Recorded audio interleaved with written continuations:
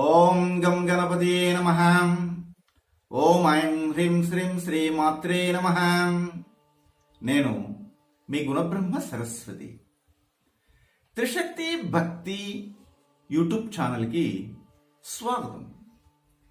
ఈ వీడియో ద్వారా మన సమాజంలో ఉన్నటువంటి కుటుంబ వ్యవస్థలో వివాహ సంబంధం అనేది అత్యద్భుతమైనదండి. ఇలాంటి వివాహ సంబంధాన్ని కలిగినటువంటి భార్యాభర్తలు ఒకరి మనస్సును ఎరిగి మరొకరు ప్రవర్తించడం అనేది చాలా అరుదుగా జరుగుతుంటుంది. దీనిని అర్ధనారీశ్వర తత్వం అంటారండి.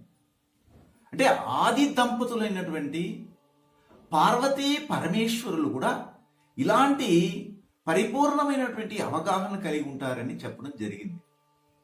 ఎలాగంటే ఒక పురుషుడు అంటే భర్తగా ఉన్నటువంటి వాడు ఆఫీస్కి వెళ్ళాలంటే ఎలాంటి వాటిని అతను తీసుకెళ్తాడు ముందుగానే సర్ది పెట్టగలిగే తత్వాన్ని ఆ భార్య కలిగి ఉంటే, అతను దేని గురించి అయితే ఎతకబోతున్నాడో ఆ ఎతకపోయే వస్తువుని ముందుగానే తీసుకెళ్లి తన కళ్ళ ముందర పెట్టగలిగితే, తను ఈరోజు ఏ ఆహార పదార్థాన్ని తీసుకోవాలని తన మనసులో అనుకున్నాడో అదే ఆహార పదార్థాన్ని భార్య వండగలిగితే, ఆమె చెప్పగలిగే మాట ఈయన నోటి నుండి రాకమునిపే చెప్పగలిగితే, అంటే ఈయనలోని భావాలు ఆమెలోని భావాలు ఒకదానికొకటి పరస్పరము అవినాభావ సంబంధాలు కలిగినటువంటి వారు చాలా అరుదుగా మన సమాజంలో కనబడుతుంటారు. అంటే వారు ఏది చేసినా ఇద్దరు మనసులు ఒక్కసారిగా స్పందిస్తాయి.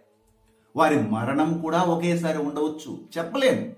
కారణం ఏమిటంటే వారు కారణ జన్ములు, ఒకరి కోసం ఒకరు పుట్టినటువంటి వారు.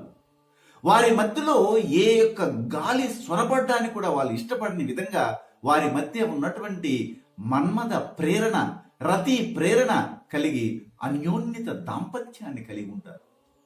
అలాంటి వారి జాతకాలు మనం పరిశీలించగలిగితే, ఇప్పుడు నేనే చెప్పే విధంగా గ్రహస్థితులు గాని అమరి ఉంటే తప్పనిసరిగా మీ జీవితంలో కూడా అలాంటి భర్త రావడం, అలాంటి భార్య రావడం అనేది జరుగుతుంది.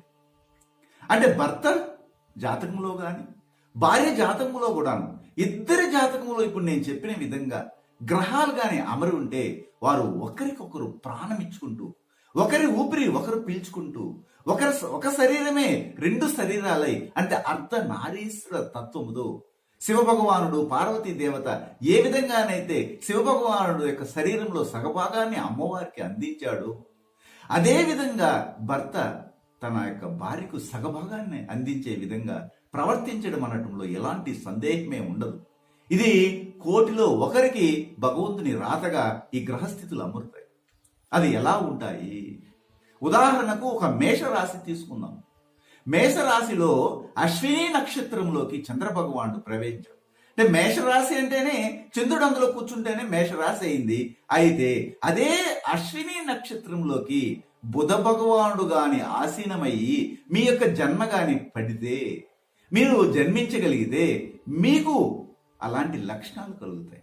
అదేవిధంగా భార్య భర్తలు ఇద్దరికి కూడాను అశ్విని నక్షత్రంలో మేషరాశిలో చంద్రుడు మరియు బుధ భగవానుడు ఆశీనులైనట్టుగా కానీ మీకు కుదిరితే మీ పంట పండినట్లే.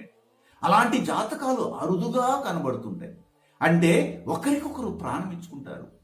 ఒకరంటే ఒకరికి అంత అయిష్టత లేని విధంగా ఇష్టతతో ముందుకెళ్తారు.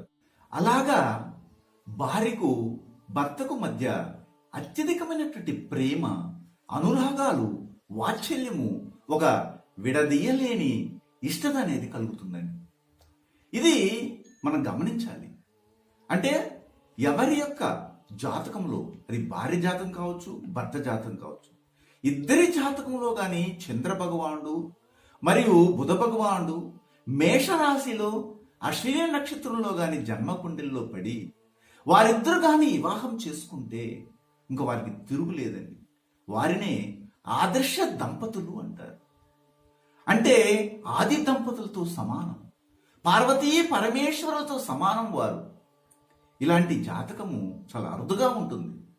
నేను ఇంతకుముందు చెప్పినట్లుగా కోటికి ఒక్కరుంటారు. అది భగవంతుడు ప్రసాదించిన అదృష్టంగా మనం భావించాలి. ఇలాగా మీ యొక్క జాతక చక్రంలో కూడా ఒక చంద్రుడు మేషరాశిలో ఉంటే సరిపోదండి. బుధుడు కూడా కలిసి అశ్విని నక్షత్రంలో పడాలి. అలాంటి వారినే పెళ్లి చేసుకోగలిగితే ఇంకా తిరుగులేదండి. ఒకవేళ అలాంటి అదృష్టం మీకు కూడా రావచ్చునేమో. ప్రయత్నించండి. ఎందుకు ఇలాంటి విషయాలని తెలియజేస్తున్నా అంటే, ప్రపంచంలో ఇలాంటి జాతకులు కూడా ఉన్నారు. వారు ఒకరి కోసం ఒకరు పుట్టారా అన్నట్లుగా ఉంటుంది వారి జాతకాలు చూస్తే. చివరికి వారి యొక్క కాలం తీరే సమయంలో కూడా ఇద్దరూ పోవడం అనేది జరుగుతుంది. వారు పుట్టిందే ఒకరి కొరకు ఒకరు పోవడం కూడా ఒకరి కొరకు ఒకరే. వారు ఏదైనా ఒక చోటికి వెళ్ళినప్పుడు, భర్త ఎక్కడికైనా వెళ్ళినప్పుడు ఆహారం తింటున్నప్పుడు భార్య గుర్తొస్తుంది. అయ్యో, నా భార్య తింటుందో లేదో, నేను కూడా కొద్దిగా తీసుకెళ్ళి ఇస్తానని తీసుకెళ్లడం జరుగుతుంది. అలాగే భార్య ఎవరైనా ఏదైనా ఒక పండు ఇచ్చినారనుకుందాం ఉదాహరణకి, ఆ పండుని జాగ్రత్తగా కొంగున పెట్టుకొని భర్తకు తీసుకొచ్చి ఇద్దామా అనిపిస్తుంది. అది వారి యొక్క అన్యోన్యత, దాంపత్య అనుకూలత. ఇలాంటి జాతకంలో ఎంతో మంది ఉంటారు. మీరు కూడా కావచ్చు కదా. మరి ఎందుకు ఆలస్యం? మీ జాతకాన్ని పరిశీలించుకోండి, చూడండి. అలాంటి పరిశీలన కావాలి అనుకుంటే మా నుండి కూడా మీరు పొందవచ్చు. మరొక అంశంతో మళ్ళీ మిమ్మల్ని కలుస్తాను. మీ గుణబ్రహ్మ సరస్వతి. సర్వే జనా సుఖినో భవంతు. శుభం భూయాత్.